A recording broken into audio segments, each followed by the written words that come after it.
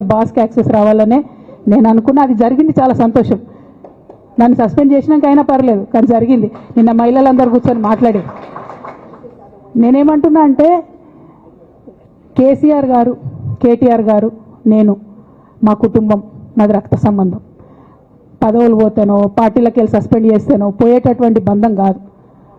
కానీ ఎవరైతే vested interest ఉన్న పార్టీలు ఉంటారో, పార్టీలో ఉండి కేవలం డబ్బు సంపాదించుకోవాలనేటటువంటి ఒక ఆలోచనతో, వ్యక్తిగత లబ్ధి పొందాలనేటటువంటి ఆలోచనతో ఉన్నటువంటి వ్యక్తులు, వాళ్ళకి కావాల్సింది ఏంది? మేము ముగ్గురం కలిసి ఉండొద్దు, మా కుటుంబం బాగుండొద్దు, మా కుటుంబం విచ్ఛిన్నమైతేనే వాళ్ళకి అధికారం వస్తుంది.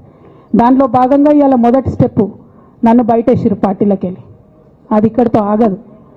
నేను గౌరవనీయులు పెద్దలు దైవ సమానులు కేసీఆర్ గారిని విజ్ఞప్తి చేస్తా ఉన్నా, మీకు ఒక సూచన చేస్తా ఉన్నా. దయచేసి మీ చుట్టూ ఏం జరుగుతున్నదో ఒకసారి చూసుకోండి నాన్న. నన్ను ఇవాళ బయటకు పంపొచ్చు, నేను మీలాగా స్ట్రేట్ ఫార్వర్డ్ ఉంటా, నిజాలు మాట్లాడతా. నేను ఉద్యమం నేపథ్యం నుండి వచ్చిన కాబట్టి నాగ్గా, ఉన్నది లేనట్టుగా, లేనిది ఉన్నట్టుగా, మోసం చేయాలని చెప్పో ఇంకోటి చేయాలని చెప్పో మాట్లాడను.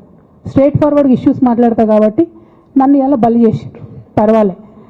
కానీ రేపటి నాడు ఇదే ప్రమాదం రామన్నకు కూడా పొంచుంది, రేపటి నాడు ఇదే ప్రమాదం మీకు కూడా పొంచుంది. అల్టిమేట్గా బీఆర్ఎస్ పార్టీని హస్తగతం చేసుకోవడానికి జరుగుతున్న